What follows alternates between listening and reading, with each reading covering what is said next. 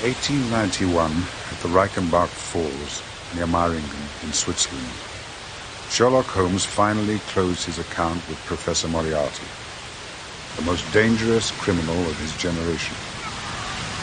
The two men were alone in that dreadful place, but the outcome of their struggle was obvious to a trained observer.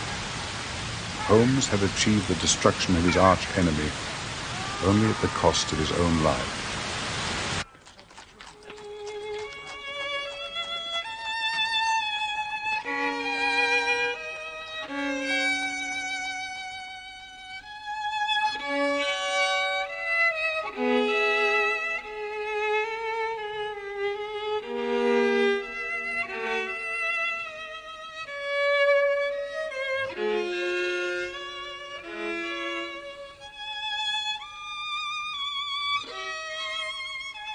It is now 3 long years since my dear friend plunged to his death.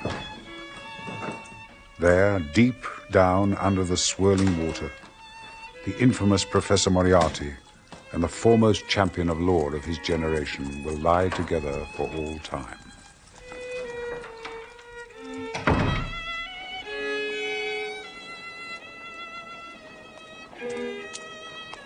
Even now, there is hardly a corner of London that does not remind me of my old friend. I never walked down Baker Street, where we shared rooms for so many eventful years, without it reminding me only too keenly of the past, and the loss of one I shall ever regard as the best and wisest man I have ever known.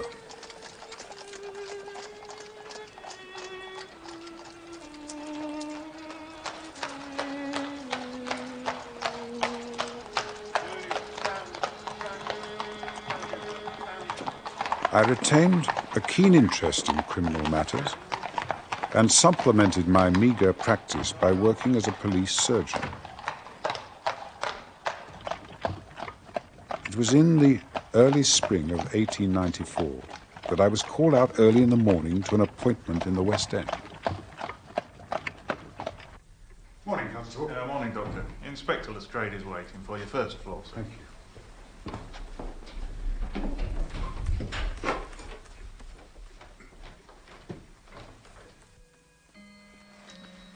Inspector? Early call, I'm afraid, Doctor. I'm glad to see you. The Honourable Ronald Adair. Oh, not there, sir, if you please. Oh, I'm sorry.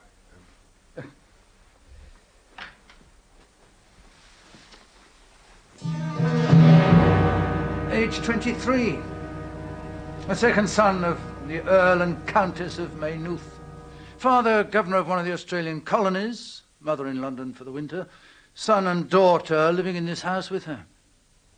Suicide? Oh, no. No weapon. Oh, this was found on the floor beside the corpse.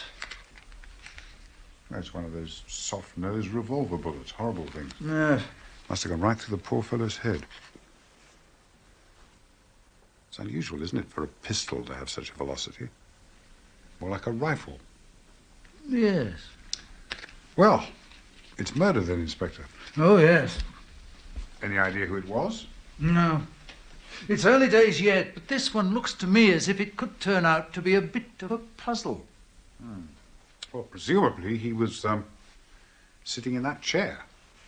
I suppose counting that money. Oh, the murderer doesn't appear to have been a thief.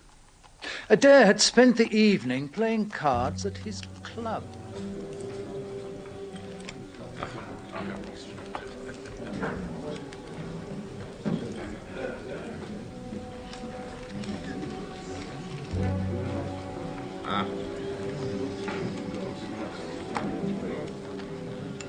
Time for one last hand. Oh, yes, indeed. Now we can get our revenge. Thank you.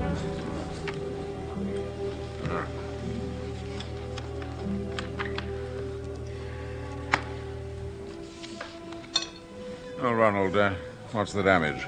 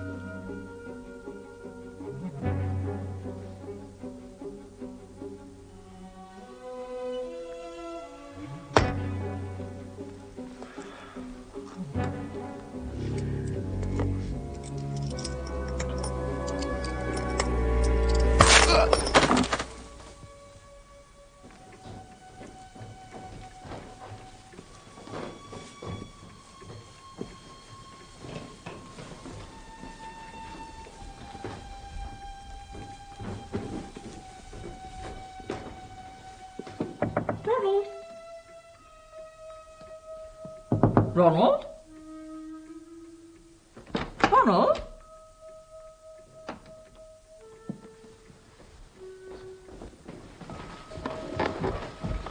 I suppose Mr. Ronald couldn't have gone out again. No, my lady. I heard him come home at about 10:30. And he hasn't gone out again. Of that I'm sure.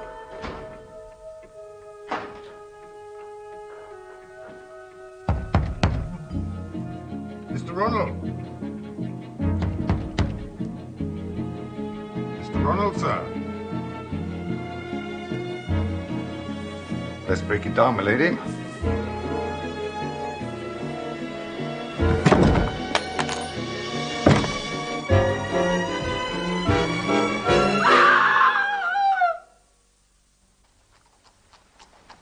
Well, in the condition of the body, death was instantaneous.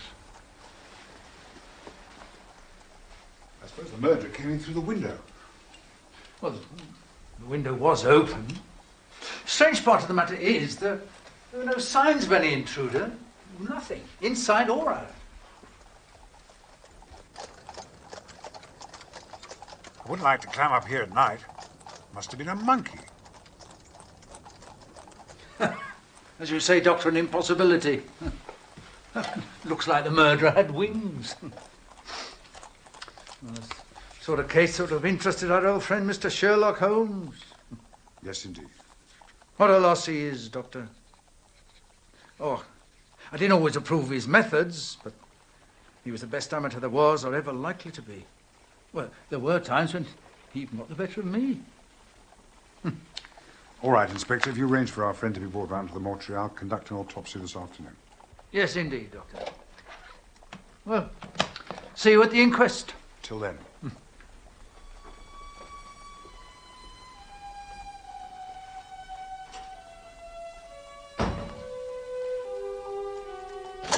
Damage to the notice. The damage to the notice.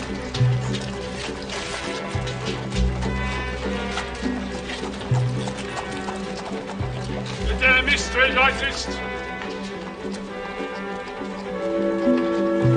The damage to the notice.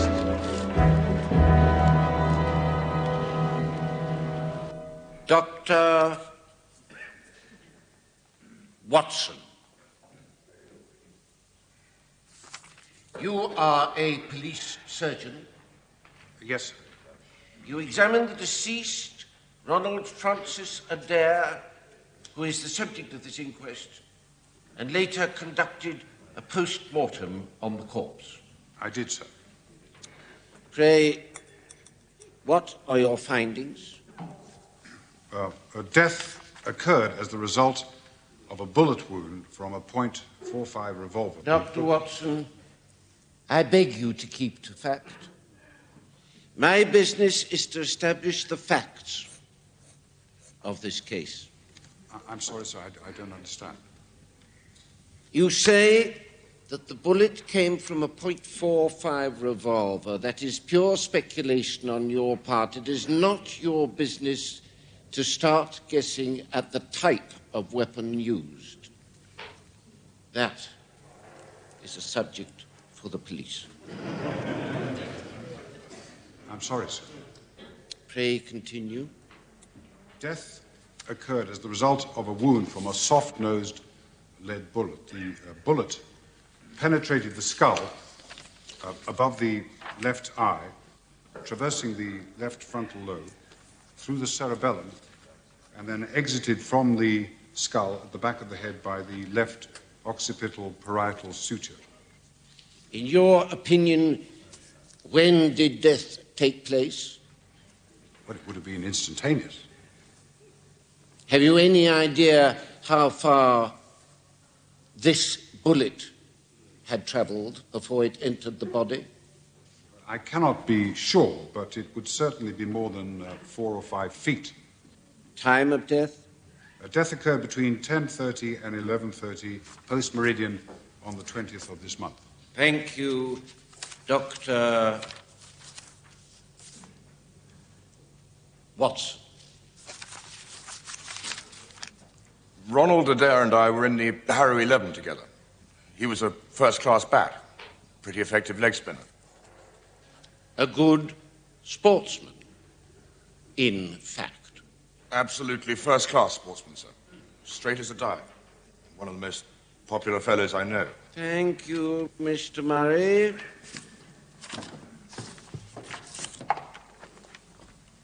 Sir John Hardy. I was Ronald Adair's godfather and a trustee of the estate.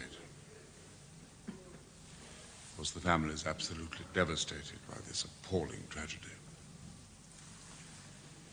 I put the boy up for the Bagatelle Club, as a matter of fact. He always enjoyed a game of cards. Win or lose, would that affect Mr. Adair in any way, Sir John? Good Lord, no. Not in the least. He never played such high stakes they could affect him at all. The family fortune is a very considerable one. Thank you, Sir John. You have been a great help. And may I say that evidence from such a distinguished person as yourself is greatly valued by the court. Colonel Moran, you were the last person known to have seen Mr. Adair. Did you know him well? I wouldn't say that I knew Ronald Adair well. Knew his father, Lord Maynooth, very well. Used to play polo together in India. But Ronald... I've seen quite a good bit of him at our clubs over the past few months. We played cards together from time to time. Oh, charming boy. Good manners, intelligent. Matter of fact, he's just the stamp of young fellow I'd like to see joining my old regiment. Did you notice anything unusual about him? Did he seem worried or upset on the last evening you saw him? Not in the least. Quite the opposite, in fact. Have you any idea why someone should choose to murder him? No idea at all. I doubt if he had an enemy in the world. Thank you, Colonel Moran. Inspector Lestrade, would you give me your opinion as to the cause of the Honourable Ronald Adair's death? Yes, sir. Willful murder by person or persons unknown.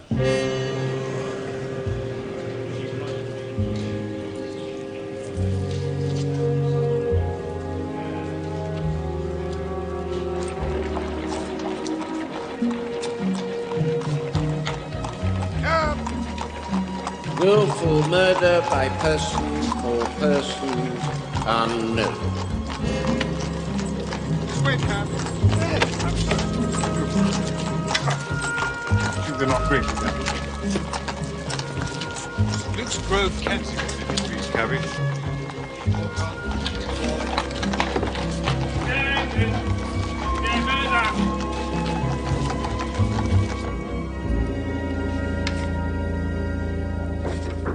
Yes? Gentleman to see you, Doctor. Is it an urgent matter? I don't know, Doctor. Or did he give you his card? No, Doctor.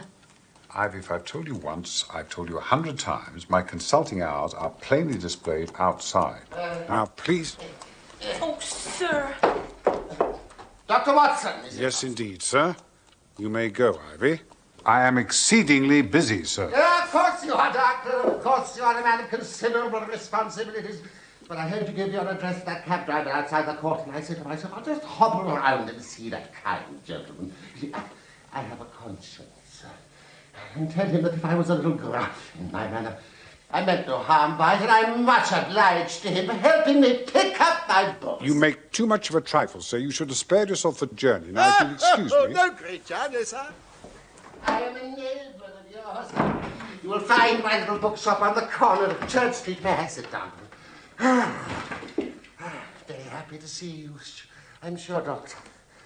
Perhaps you collect? I have British birds, Catullus, and quite a rare volume of the Holy War. Bargains, every one. Just the books you need to fill up your bookcase.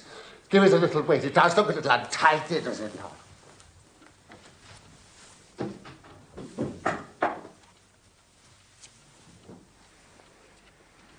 Watson, do you mind if I smoke a cigarette in your consulting room?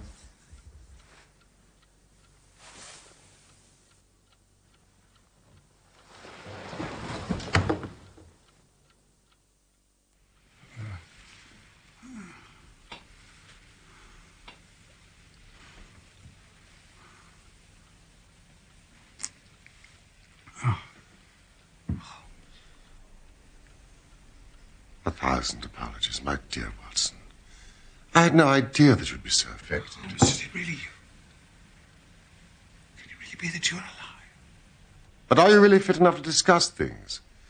I have given you a serious shock by my unnecessarily dramatic reappearance. No. I'm all right. I'm all right. Yes, indeed, Holmes. I can hardly believe my eyes. Good heavens, to think that you, of all men, should be here in my consulting room. Well, you're not a spirit, at least, my dear chap. I'm overjoyed to see you. Sit down. And tell me how you came alive out of that awful chasm. Oh, I'm glad to stretch myself. It's no joke when a tall man has to take a foot off his stature for several hours on end. Oh.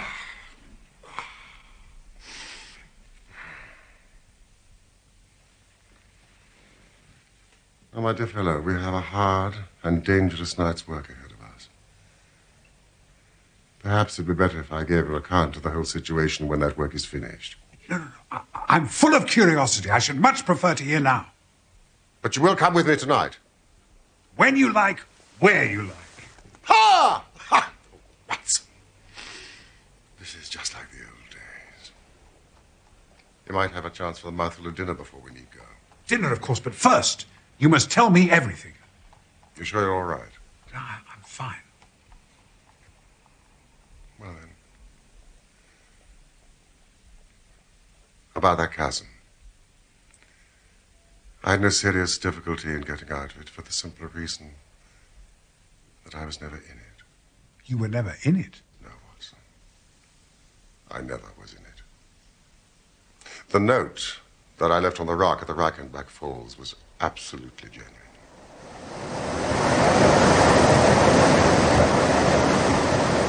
I had little doubt that my career had come to an end when I perceived the somewhat sinister figure of Moriarty standing upon the narrow pathway that led to safety. I read an inexorable purpose in his grey eyes. I managed to obtain his courteous permission to write the note, which you afterwards received.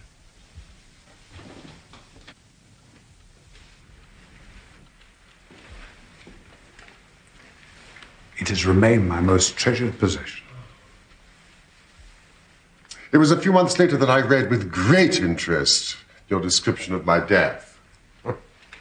It was excellently done, a most picturesque and exciting piece of fiction. Well, I'm certainly glad from the bottom of my heart that it was fiction. But what did really happen?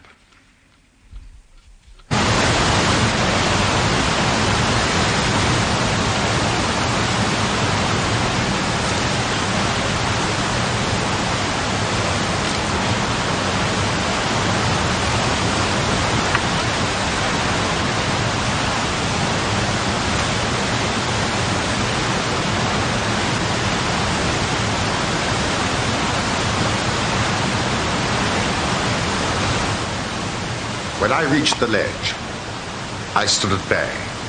He drew no weapon, but rushed at me and threw his long arms round me.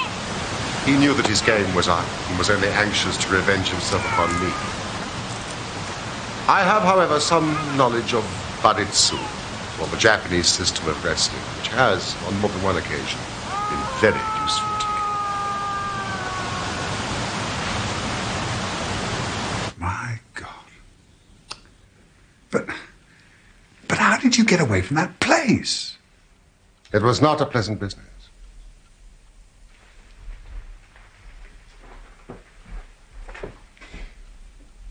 Even as Professor Moriarty disappeared into oblivion, it struck me what an extraordinary lucky chance fate had placed in my way. I knew that at least one of Moriarty's henchmen would seek my demise now, with even keener determination to revenge their dead leader. But if I could convince the world that I too was dead. So I decided to disappear, then and there. Heavens above. But the tracks, Holmes. I saw them with my own eyes. 2 went down the path and none returned.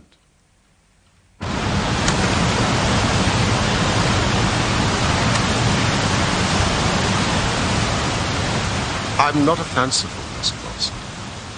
But I give you my word, there were times during that climb when I seemed to hear Moriarty's voice screaming at me from out of the abyss.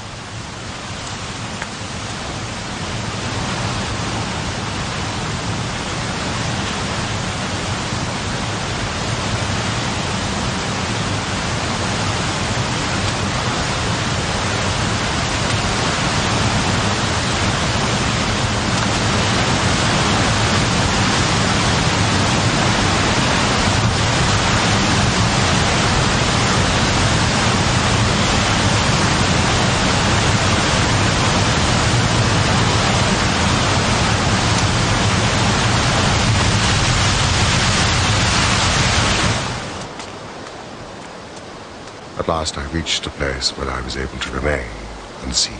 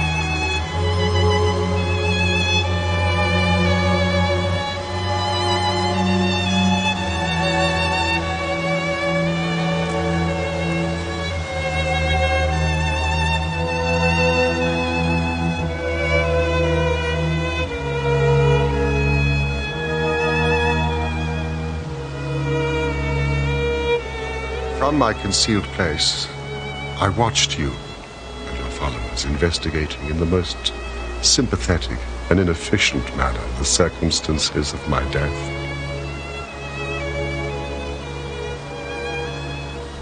At last, when you had all formed your inevitable but totally erroneous conclusions, you departed.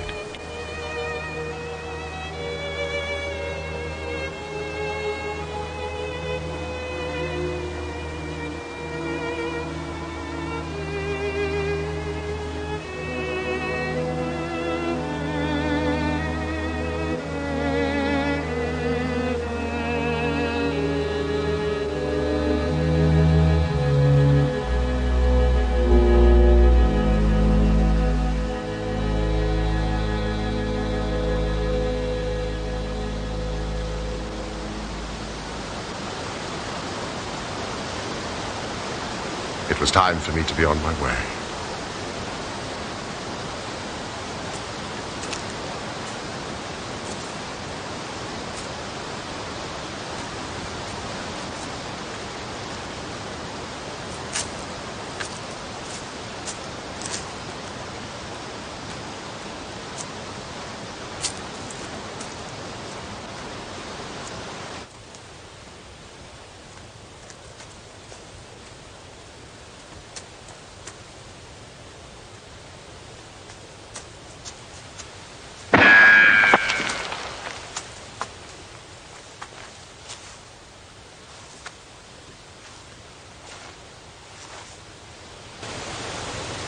Of course, the meaning of this was obvious.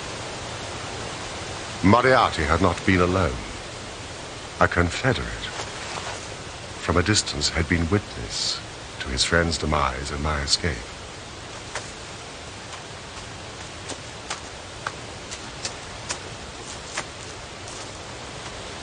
I did not take long to think about it, Watson. I took to my heels and covered 10 miles over the mountains in the pending darkness.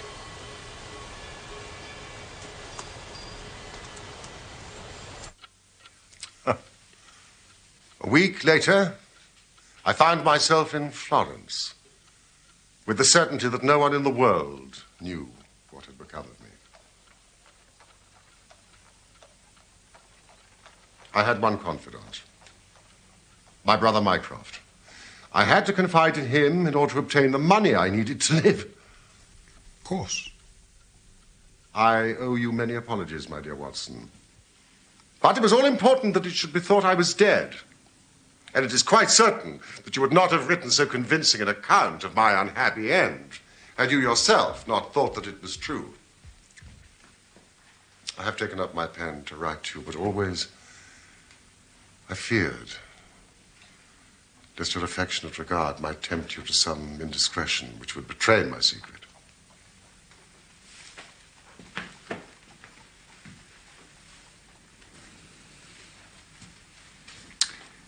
I would have thought I was as trustworthy as your brother. Of course you are, Watson. But you have a kinder heart. But what have you done all these long years?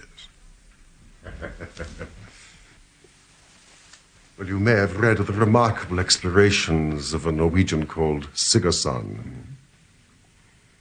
But I'm sure it never occurred to you that you were receiving news of your friend. For 2 years, I traveled to Tibet and amused myself by visiting Lhasa and spending some time with the head lama. I then moved to Persia and paid a short but interesting visit to the Caliphate in Khartoum, the results of which I passed on to Lord Kitchener and the Foreign Office, anonymously, of course. You mean you actually saw the palace where Gordon was murdered? It was a sorry sight, a ruin. His blood still upon the staircase. Lately, I've been in France, in Montpellier, researching into the coal tar derivatives. Then came the news of this remarkable murder, which not only appealed to me by its own merits, but which seemed to offer some most peculiar personal opportunities. So here I am. Have you been to Baker Street? Yes. I called there this morning in my own person.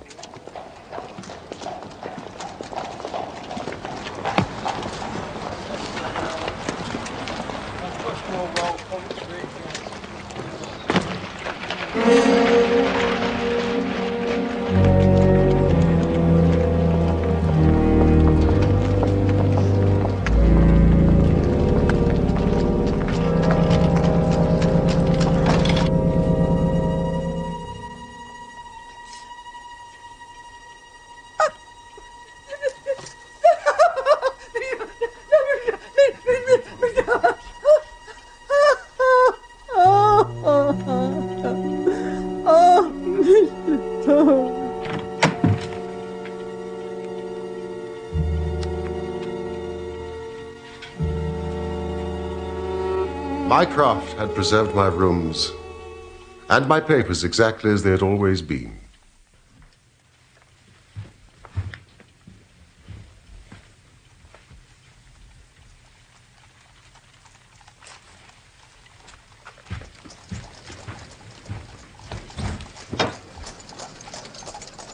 And so it was that I found myself in my old rooms, sitting in my old chair, and only wishing that I could have seen my dear friend Watson sitting in the other chair, which he has so often adored. And so I hope I will be. What a remarkable story. Are you still in possession of your army revolver? Well, I think I have it somewhere. See that you bring it with you tonight. For I have a piece of work for both of us, which, if we bring to a successful conclusion, will in itself justify a man's life on this planet. I beg you to tell me about it. You will see and hear enough before morning. Watson, may I occupy your couch for a few hours? The sea was exceedingly rough during the Channel crossing, and the prospect of seeing London again and an imminent encounter with one of Moriarty's confederates, plus the added pleasure of seeing my old friend Watson quite prohibited in sleep on the railway train. My dear Holmes, please, my bedroom is at your disposal. No, this will suit me very well. I've had harder beds than this in the past few years.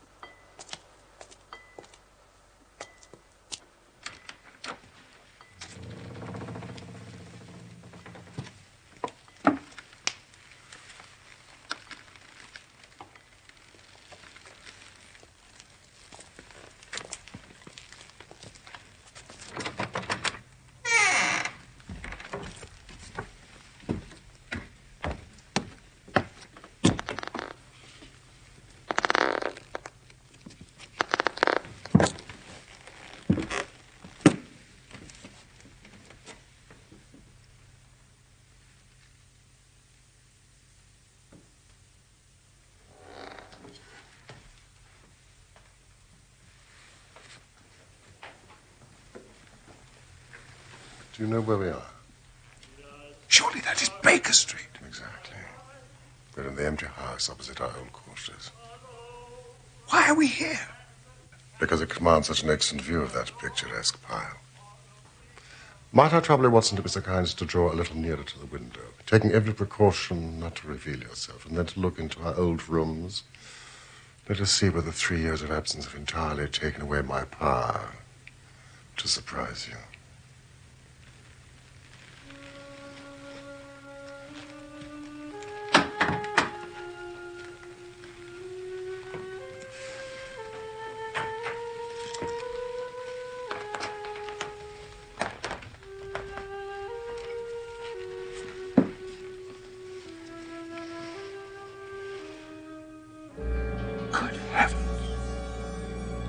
It's marvelous. I trust that age does not wither our custom stale, my infinite variety. It is rather like me, is it not? I should be prepared to swear it was you. The construction is due to a Monsieur Oscar Meunier of Grenoble. The bust is in wax. The rest I arranged during my visit to Baker Street earlier. But why? Because I had the strongest possible reason for wishing certain people to believe that I was there when I was really elsewhere. You thought the rooms were watched? I knew they were being watched. By whom? By the one remaining member of that charming society whose leader lies in the Reichenbach Falls. Sooner or later, he believed that I would come back to my room, so he had them watched continuously.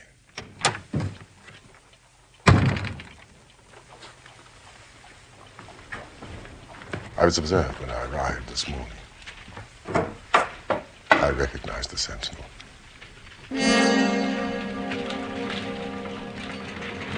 Parker by name.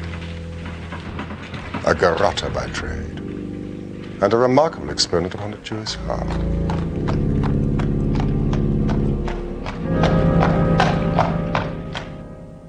Now I understand the reason for the old bookseller. I care not a jot about Parker, but I cared a great deal about the much more formidable person who was behind him. The bosom friend of Moriarty.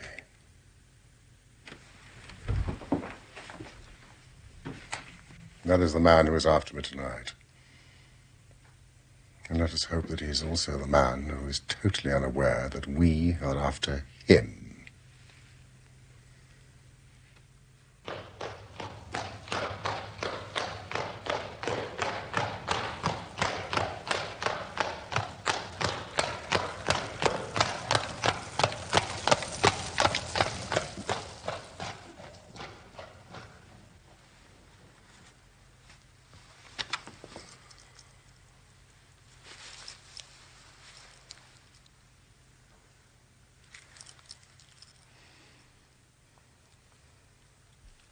Holmes!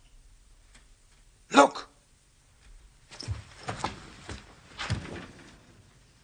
Just beyond the house. A couple of shady characters in the doorway. Yes, I see them. Shouldn't we do something? Holmes. The shadow's moved. Certainly it has moved. I involved Mrs. Hudson. They've been in this room 2 hours, and she has made some change in that figure 8 times, or once every couple.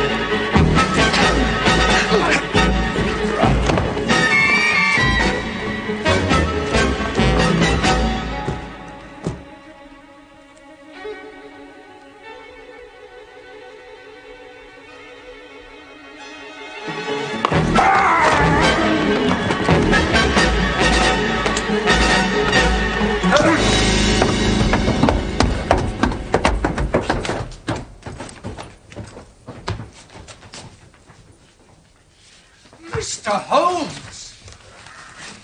Lestrade, how nice to see you. So it really is you. I had your message. I could scarce believe it. You seem to want some unofficial help.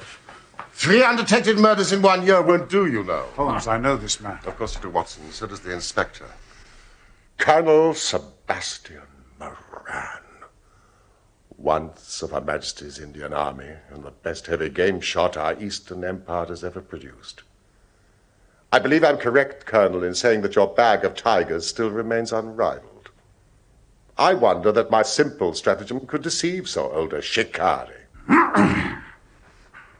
How many times have you not tethered a young kid under a tree, laid above it with your rifle, and waited for your bait to bring up your tiger? This empty house is my tree, and you are my tiger! The parallel is exact. You may or may not have just cause for arresting me. But there can be no reason why I should be subjected to the jibes of this person. If I am in the hands of the law, let things be done in a legal way. Well, that sounds reasonable. Anything further to say before we go? Only to ask what charge you intend to prefer. What charge, sir? Well, of course, the attempted murder of Mr. Sherlock Holmes. Not so, Lestrade. To you, and you only, belongs the credit of this remarkable arrest. With your usual mixture of cunning and audacity, you have got him. I don't understand you, Mr. Holmes. Do you mean this man? The man whom the entire police force has been seeking in vain. Colonel Sebastian Moran, who shot the young Adair through the open window of his parents' house upon the 20th of last month. That is your charge, Lestrade. You were quite the heroine of the occasion, Mrs. Holmes. I don't know, I'm sure, sir.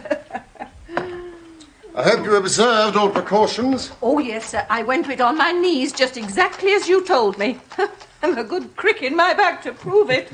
Oh, I wasn't half frightened, Doctor. And when that window shattered, I thought I should have died. Yes, you did it very well, Mrs. Hudson. There's no sign of the bullet. Oh, excuse me, sir. A moment, if you please. What is it? I have it here. I picked it up off the carpet. Mrs. Hudson, you are becoming indispensable.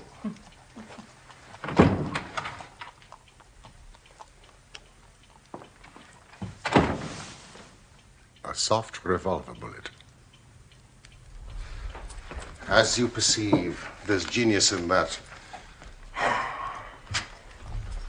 For who would expect such a thing to be fired from an air gun? It's no ordinary air gun. No, indeed, a remarkable and unique weapon. Noiseless and of tremendous power. I knew Von Herder, the blind German mechanic, who constructed it to the order of the late Professor James Moriarty. Ha! Watson, look at this. The old shikari's nerves had not lost their steadiness, nor his eyes their keenness. The results are appalling. Yes, indeed. Had you heard of the name Moran before Adair's murder? No, I had not. Well, such is the price of fame. Would you be so kind as to hand me down my L to M index? Of biographies, Watson. My list of M's is a fine one. Mind you, Moriarty's name is enough to make any letter illustrious.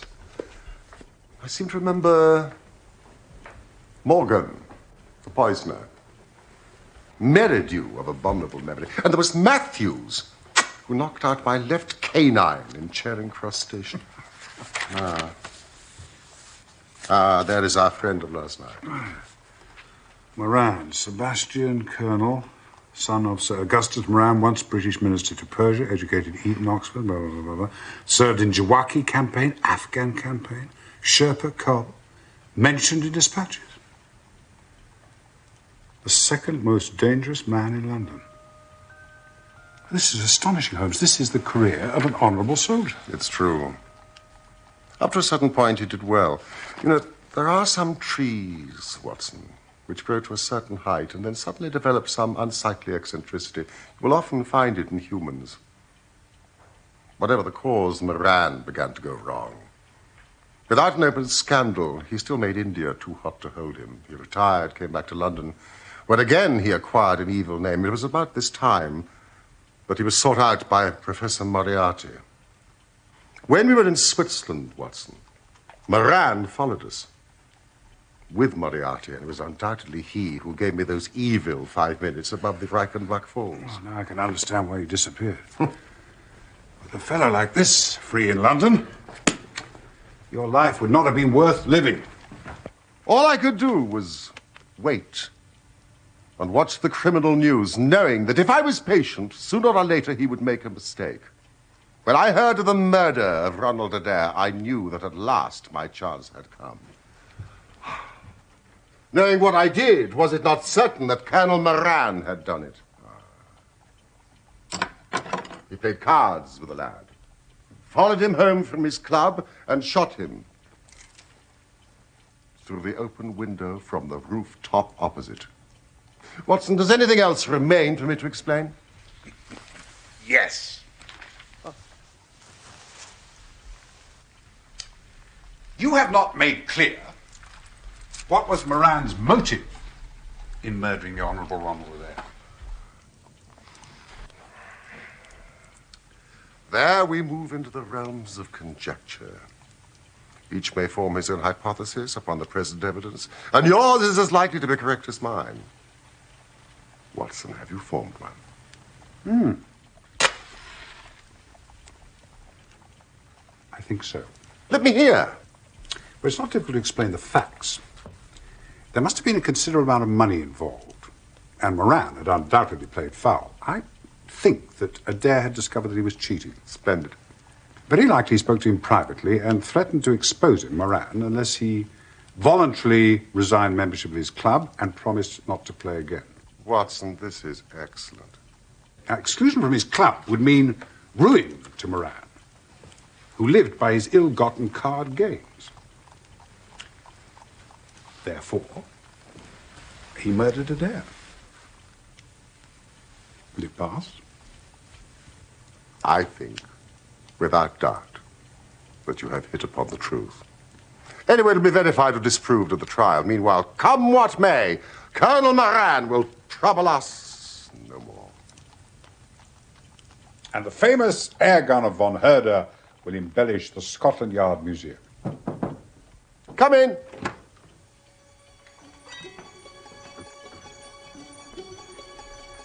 Once again, Mr. Sherlock Holmes is free to devote his life to examining those interesting little problems which the complex life of London so plentifully presents.